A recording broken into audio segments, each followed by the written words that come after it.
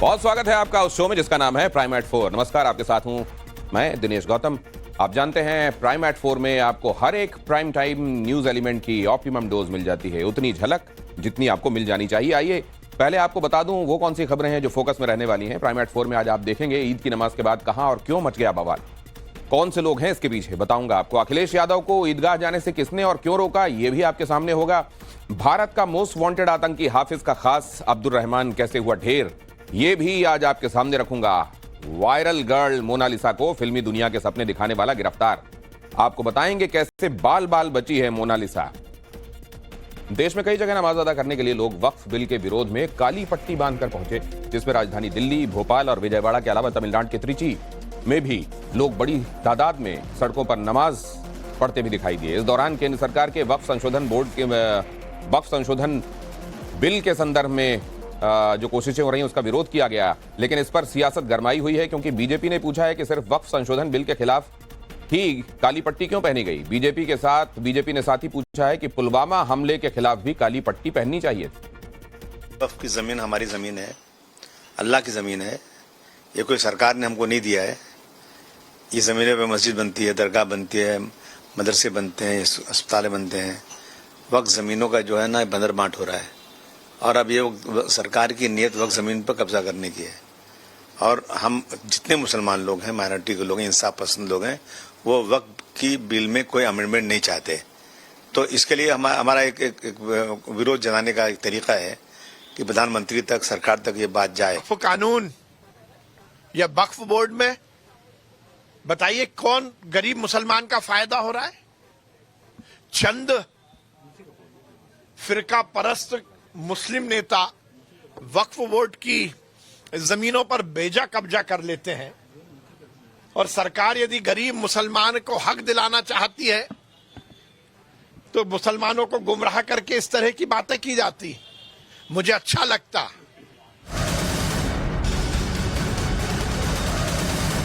और इसको गैर संवैधानिक बताना, अनकॉन्स्टिट्यूशनल, अनलॉफुल बताना, इससे बड़ा झूठ क्या हो सकता है। और ये देश संविधान से चलता है, कानून से चलता है, किसी का जमीन कैसे छीन सकता है।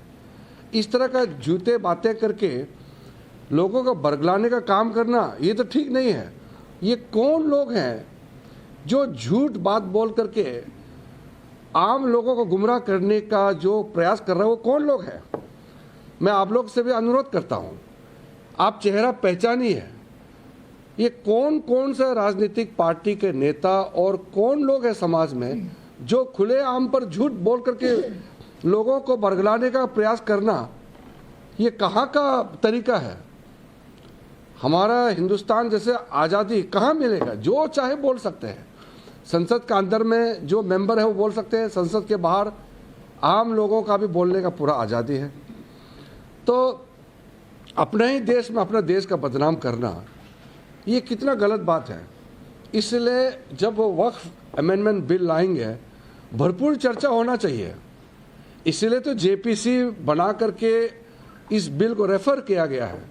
आज तक हिंदुस्तान के इतिहास में इतना व्यापक चर्चा किसी बिल के ऊपर में नहीं हुआ है। आज तक का इतिहास में जितना जॉइंट पार्लियामेंट्री कमेटी बनी है, किसी भी सब्जेक्ट पर इतना बारीकी से व्यापक चर्चा नहीं हुई। 97 लाख से भी ज़्यादा मेमोरेंडम्स, रिक्वेस्ट, सजेशंस रिसीव किया है। तो इससे ज़्यादा वाइडर कंसल्टेशन और क्या हो सकता है?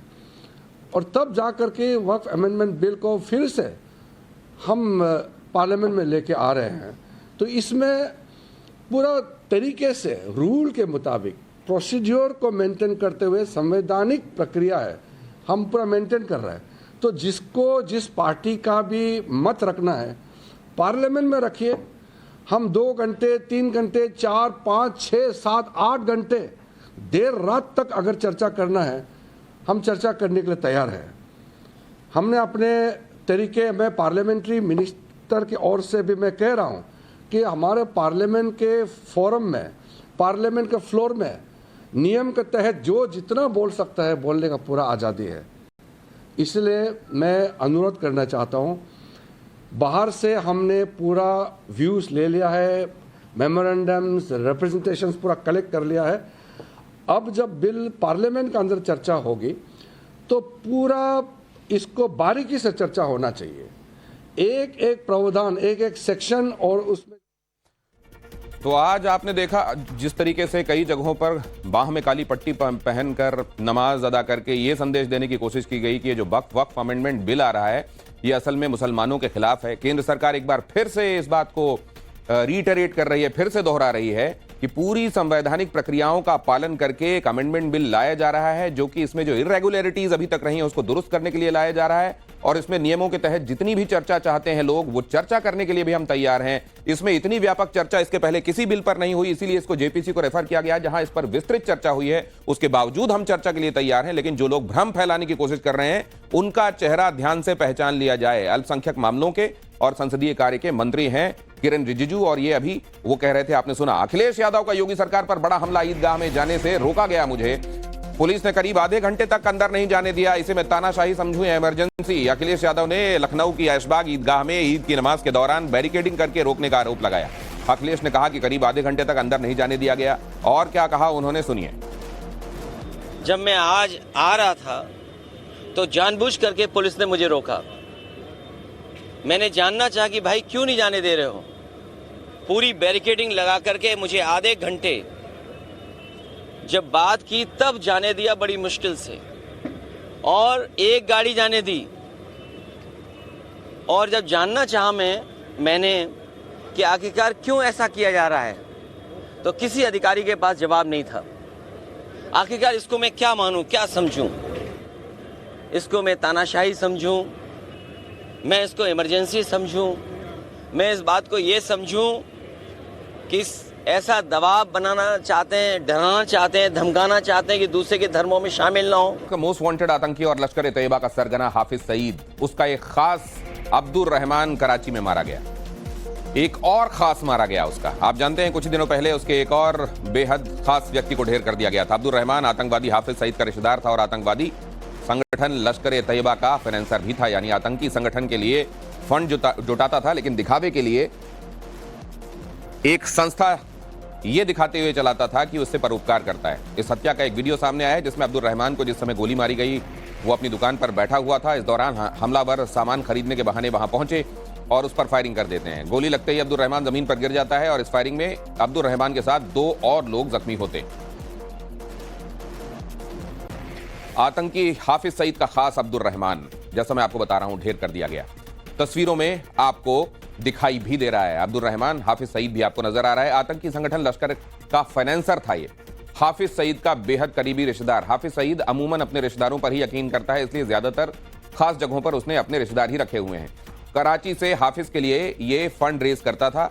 अहे सुन्नत वल जमात का फर्जी संगठन इस नाम का चलाता था। फर्जी एनजीओ के सहारे आतंक को फंडिंग करता था। अब्दुल रहमान पर आप जानते हैं पाक सरकार की सरपरस्ती थी।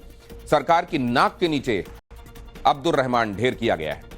आतंकवाद पालने वाले पाकिस्तान के आजकल बुरे दिन चल रहे हैं। एक तरफ जिन आतंकियों को भारत के खिलाफ पाल रहा था उन्हें कोई एक के बाद एक ढेर कर रहा है, दूसरी तरफ बलूचिस्तान में BLA यानी बलूचिस्तान लिबरेशन आर्मी और तहरीक तालिबान पाकिस्तान उसके लिए सरदर्द बने हुए हैं। ये दोनों संगठन लगातार पाकिस्तानी सेना को निशाना बना रहे हैं, जबकि शहबाज शरीफ के देश में आतंकी घटनाओं में शामिल दहशतगर्दों को अज्ञात लोग एक एक करके ठोक रहे हैं। अब्दुल रहमान ना तो पहला आतंकी है जो पाकिस्तान की धरती पर मारा गया है और ना ही जाहिर है आखिरी होने वाला है, क्योंकि पाकिस्तान आतंकियों को पालने से गुरेज कब करेगा, बाज कब आएगा। आपको जानकर हैरानी होगी कि अब तक पाकिस्तान की धरती पर ही अज्ञात लोगों ने 22 ऐसे आतंकियों को ढेर किया है जो भारत विरोधी हरकतों में लगातार शामिल रहे हैं। अब्दुल रहमान से पहले 4 अप्रैल 2024 को अमीर सरफराज तांबा ढेर किया गया, लाहौर में उसे मारा गया, वो सरबजीत का हत्यारा था। मार्च 2023 में हिजबुल का बशीर अहमद मारा गया। मई 2023 में पाकिस्तान में परजीत पंजवार ढेर किया गया, खालिस्तानी कमांडो फोर्स चीफ था। सितंबर 2023 में लश्कर का जियाउर रहमान ढेर किया गया। अक्टूबर 2023 मोस्ट वांटेड आतंकी शाहिद लतीफ ढेर हुआ। नवंबर 2023 में लश्कर के अकरम गाजी की हत्या हुई। 13 नवंबर 2023 को मसूद अजहर का खास रहीम उल्लाह ढेर किया गया। दिसंबर 2023 को पंपोर हमले का आरोपी आतंकी हंजला अदनान ढेर कर दिया गया। और बैंकॉक में भूकंप के तीसरे दिन भी राहत और बचाव का काम चल रहा है। बैंकॉक में निर्माणाधीन 33 मंजिला इमारत गिर गई थी, जिसके मलबे में कई लोग दब गए थे और अब भी इस मलबे में कई लोगों की तलाश की जा रही है। एजेंसियां पूरे जी जान से राहत और बचाव के काम में जुटी हैं। थाईलैंड के राज्य लेखा परीक्षक कार्यालय की इस इमारत को चीन की एक फर्म बना रही थी और अब फर्म के खिलाफ जांच चल रही है। इस बीच खबर है कि 4 चीनी युवकों को इमारत स्थल से दस्तावेजों के साथ हिरासत में लिया गया है। भूकंप के बाद आज चौथा दिन और आज भी रेस्क्यू ऑपरेशन पूरे जोर से चल रहा है। स्कूपर डॉग के पहले अंदर गए हुए हैं और उसके साथ साथ ड्रोन का इस्तेमाल भी किया जा रहा है, रोबोट का इस्तेमाल किया जा रहा है, टेक्नोलॉजी का इस्तेमाल किया जा रहा है। पूरी कोशिश है कि किसी तरीके से जो अंदर जिंदगियां मलबे के अंदर दबी हुई हैं उनको बचाया जा सके। ये जो बिल्डिंग ये स्टेट ऑडिट ऑफिस था जो कि जॉइंट वेंचर था थाईलैंड अथॉरिटी का और चाइनीज अथॉरिटीज का, और ये मलबे में इस समय तब्दील हो गया है। 28 मार्च को जब भूकंप आता है तो ये बिल्डिंग पूरी तरह से तहस नहस हो जाती है। अब इसमें इंक्वायरी की जा रही है कि ये ऐसा क्यों हुआ, क्या यहाँ पे सबस्टैंडर्ड मटेरियल का इस्तेमाल किया गया था, जब ने कहा है वो भी थाईलैंड अथॉरिटीज की पूरी मदद करेगी। जहाँ तक सवाल है यहाँ पे उन्होंने फिगर्स लिखे हुए हैं, बताया जाता है कि 96 के करीब लोग जो है अभी तक मिसिंग है। 11 की जो बॉडीज है यहाँ से मिली हुई है, 9 जो थे जख्मी थे जो अस्पताल पहुंचाए गए अपने अपने घरों में जा चुके हैं, क्योंकि 76 के करीब जो लोग बताए जाते हैं यहाँ पे अभी भी मलबे के अंदर दबे हुए हैं और उनको बचाने की पूरी कोशिश की जा रही है। नोएडा में एक बार फिर लग्जरी कार का कहर देखने को मिला। नोएडा के सेक्टर 74 में लग्जरी कार लैम्बोर्गिनी ने फुटपाथ पर बैठे 2 लोगों को टक्कर मार दी। हादसे के बाद सड़क पर चीख पुकार मच गई।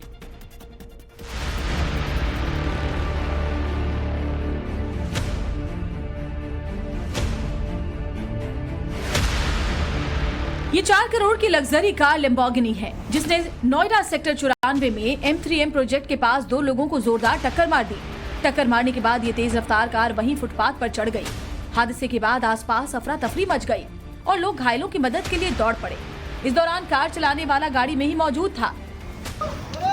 क्या भाई स्टंट ज्यादा सीख लिए? स्टंट ज्यादा सीख लिए? कितना आदमी मरा पता है? मर गया इधर। तो क्या देख उधर, पुलिस को बुलाओ, पहले पुलिस को बुलाओ भैया। 5000 सीसी के इंजन वाली इस कार की रफ्तार का अंदाजा इस बात से लगाया जा सकता है कि लग्जरी कार महज 10 सेकंड में 200 किलोमीटर रफ्तार पकड़ लेती है। और यही कारण है कि इस कार को चलाने वाले दीपक को अंदाजा भी नहीं लगा कि एक्सीलेटर दबते ही कार हवा से बातें करने लगी थी। रेस तुम कितना है? अरे एक्सीलेटर देते हुए आ रहे हो, हल्का सा दिए हो। हॉस्पिटल ले जाओ। जिस समय यह हादसा हुआ उस समय प्रोजेक्ट में काम करने वाले मजदूर फुटपाथ पर सुस्ता रहे थे। इसी बीच इस तेज रफ्तार लैम्बोर्गिनी ने उन्हें टक्कर मार दी। हादसा इतना जोरदार था कि कार की दाईं तरफ का हिस्सा क्षतिग्रस्त हो गया और यह बैग खुल गए। जिस तरह से आप गाड़ी की हालत है उससे आप अंदाजा लगा सकते हैं इस गाड़ी की स्पीड बहुत तेज होगी। ये लाल लैम्बोर्गिनी पौंडीचेरी के नाम पर, मृदुल नाम के एक यूट्यूबर के नाम पर यहाँ पर रजिस्टर्ड है।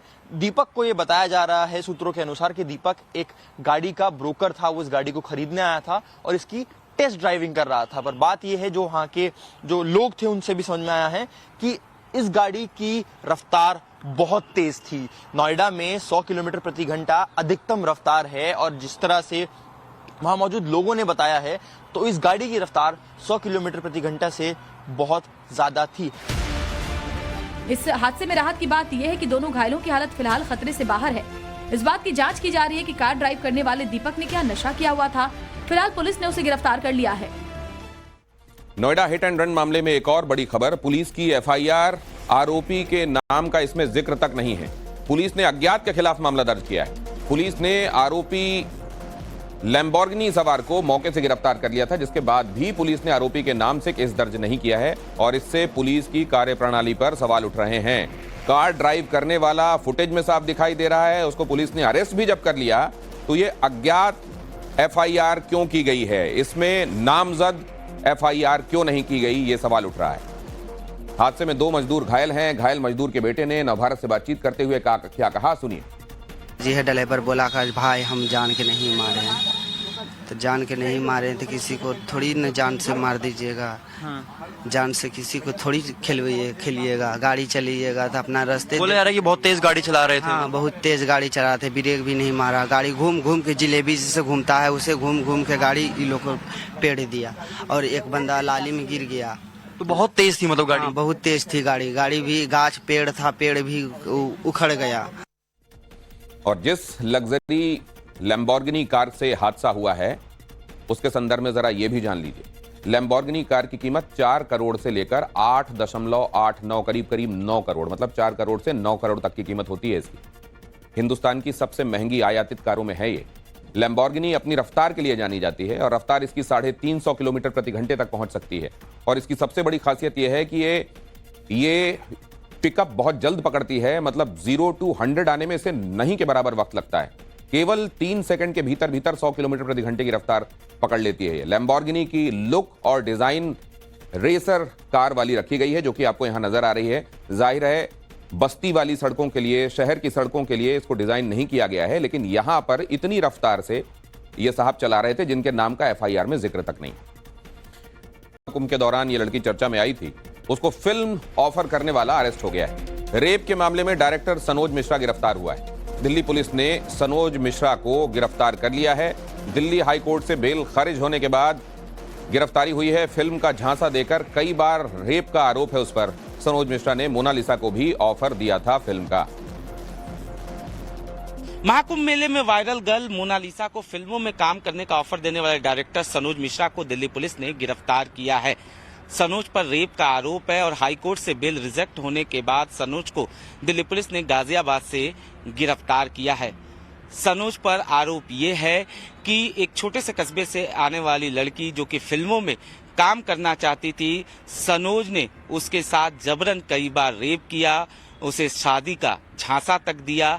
इतना ही नहीं, उसका एबॉर्शन तक कराया। फिलहाल पुलिस ने सनोज को गिरफ्तार किया है, लेकिन आरोप ये है कि मुंबई में उसके साथ जबरन रेप किया गया। दिल्ली के एक होटल में भी बाकायदा उसे शादी का झांसा देकर सनोज ने उसके साथ रेप किया। फिलहाल पुलिस का ये कहना है कि आरोपी को गिरफ्तार कर लिया गया है, लेकिन पुलिस के मुताबिक ये पीड़िता जो है वो सनोज के साथ 4 साल से लिव इन में रह रही थी। पीड़िता ने आरोप लगाया है कि उसके साथ सनोज जो है वो जबरदस्ती उसके साथ रेप करता था। इतना ही नहीं, उसे कई बार झांसा दिया गया और झांसा देने के बाद उसके साथ रेप की गई और इस बाबत वो किसी को कुछ न बताए, इसके लिए बाकायदा धमकी और मारपीट भी की गई थी। अनुज मिश्रा, टाइम्स नाउ नव भारत, दिल्ली।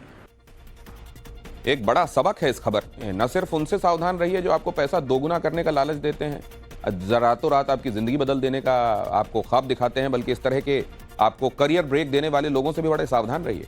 समझ लीजिए पूरा माजरा है क्या। पीड़िता ये कह रही है कि उसकी मुलाकात आरोपी फिल्म डायरेक्टर से साल 2020 में टिकटॉक और इंस्टा के जरिए हुई थी और उस समय वो झांसी में रहा करती थी। कुछ समय तक दोनों के बीच में बातचीत होती रही। फिर डायरेक्टर ने 17 जून 2021 को उसे फोन करके बताया कि वो झांसी रेलवे स्टेशन पहुंच गया है। जब पीड़िता ने सामाजिक दबाव का हवाला देते हुए मिलने से इनकार किया तो आरोपी सनोज मिश्रा ने आत्महत्या की धमकी दे दी। डर के मारे पीड़िता उससे मिलनी चली गई। अगले दिन 18 जून 2021 को आरोपी ने फिर फोन किया और आत्महत्या की धमकी देकर उसे रेलवे स्टेशन बुलाया। आरोप है कि वहां से आरोपी उसे एक रिजॉर्ट ले गया और नशीला पदार्थ खिलाकर उसके साथ रेप किया। पीड़िता ने FIR में बताया कि आरोपी ने उसकी आपत्तिजनक तस्वीरें और वीडियो भी बना लिए और धमकी दी कि अगर उसने विरोध किया तो वो इन्हें सार्वजनिक कर देगा। और इसके बाद उसने शादी का झांसा देकर कई बार अलग अलग जगहों पर बुलाकर उसके साथ संबंध बनाए। साथ ही उसे फिल्मों में काम दिलाने का लालच भी बीच बीच में देता रहा। पीड़िता का आरोप है कि आरोपी ने उसे 3 बार उसका गर्भपात भी कराया।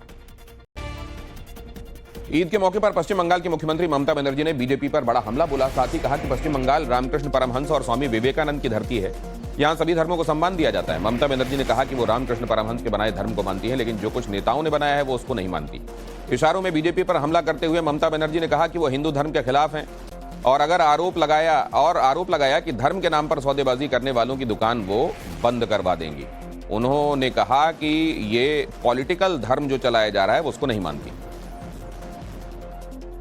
देखो स्वामी विवेकानंद ने क्या बोला, हम रामकृष्ण का धर्म मानता है, स्वामी विवेकानंद को धर्म मानता है, लेकिन हम जानबूझ के एक गंदा धर्म जो इसने बनाया, जो एक जुमला पार्टी ने बनाया, वो धर्म को हम नहीं मानता है। वो तो हिंदू धर्म का खिलाफ में है और हिंदू ने आपको खिलाफ में नहीं है और क्रिश्चियन आपका खिलाफ में नहीं है। कुछ पॉलिटिकल लीडर है जो इसमें सौदागारी करते हैं। ममता बनर्जी जी जो कह रही हैं एकदम ठीक कह रही हैं। आज जो ममता बनर्जी जी फेस कर रही हैं बंगाल में, जिस तरह का भारतीय जनता पार्टी झूठा प्रचार कर रही है बंगाल में और बिहार में, इसी तरह का गंदा प्रचार, घटिया प्रचार भारतीय जनता पार्टी ने यूपी में भी किया था और आप लोग सब जानते हो, लेकिन मैं जानता हूं कि आप भी कुछ नहीं बोलोगे। उनका तो एक ही धर्म है, वो भट्ट का धर्म। वो चुनाव के लिए, वोट के लिए जैसे तैसे बात करना शुरू करता है। हमारे पश्चिम बंगाल में पॉलिटिक्स के साथ रिलीजन को मिलाने वाला जो काम ये ममता बनर्जी ने किया।